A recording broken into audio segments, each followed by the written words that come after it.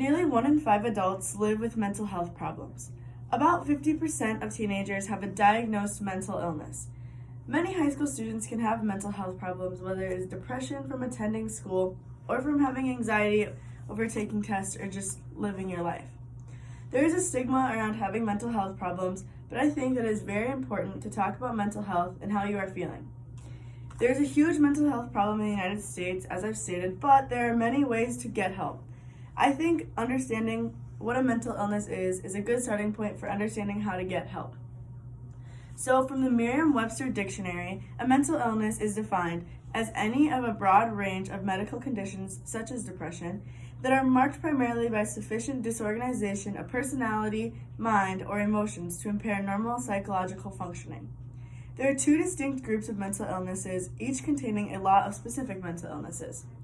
Any mental illness, also known as AMI, is defined as a mental, behavioral, or emotional disorder. AMI can vary in impact ranging from mild to moderate.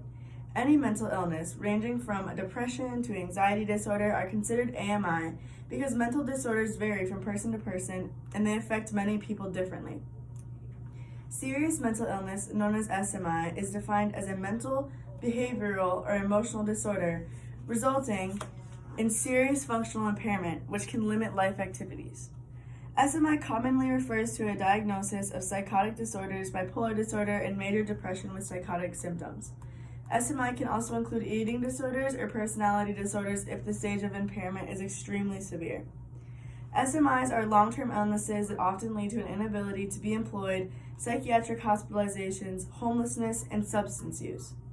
Rates of SMI for adults range from 4 to 6%, affecting around 11 million adults. SMI is also frequently misdiagnosed and undertreated, and many people with an SMI receive no treatment at all. So AMIs are any mental illness, literally any mental illness, just the impact it has on a person is less severe than a serious mental illness, SMIs. That's the only difference. So now that you understand the two distinct groups, it's useful to know how to get treatments and as a result how to get better.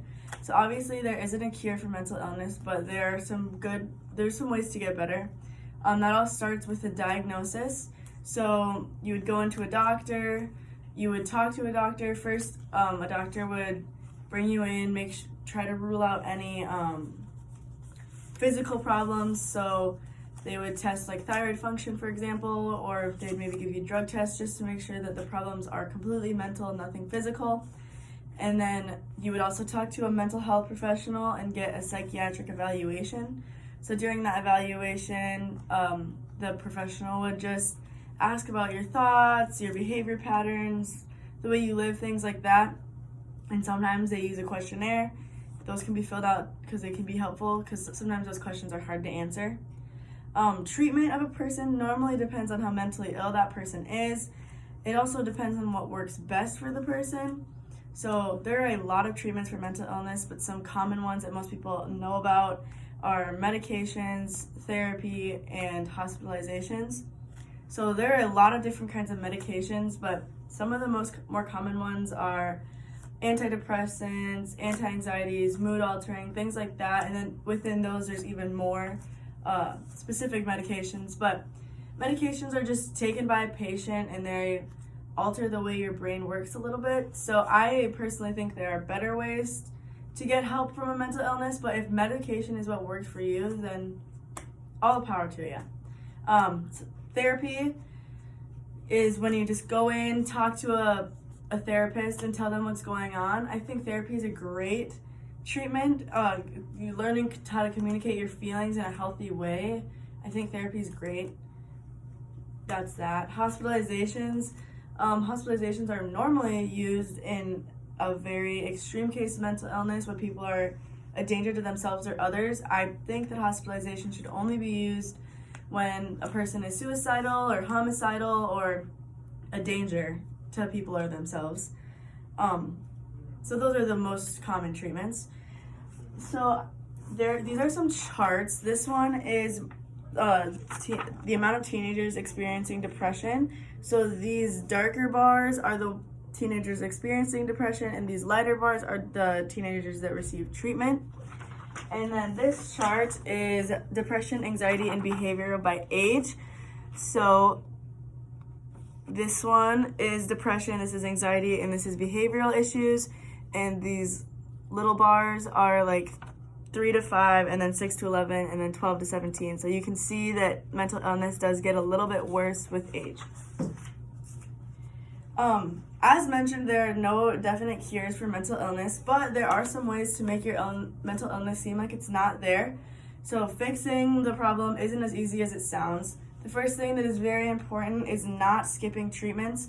So if a person is put on a medication and that has bad side effects, instead of skipping the medication or not taking it, that person should just talk to their doctor and get the medication changed. If you're having problems with therapy, talk to your therapist, talk to your doctor, talk to people that can help you with that instead of just completely skipping. Another thing that is useful is staying away from alcohol or drugs. Those can impair your brain even more and can make your judgment worse. So just staying away from drugs and alcohol is a good idea. And quitting is hard, so if you have a hard time quitting, you can always talk to a doctor and they can help you. Joining support groups, it could be very useful to some people. If you're kind of a more outgoing person, I think support groups would be helpful. Being able to reach out, talk to people that are like you, talk to people that have the same problems, facing the same things. Support groups can help. Just trying to reach out to people will always be useful. So there's a stigma around mental health and making people seem weak, but there are many ways to get help and to get better.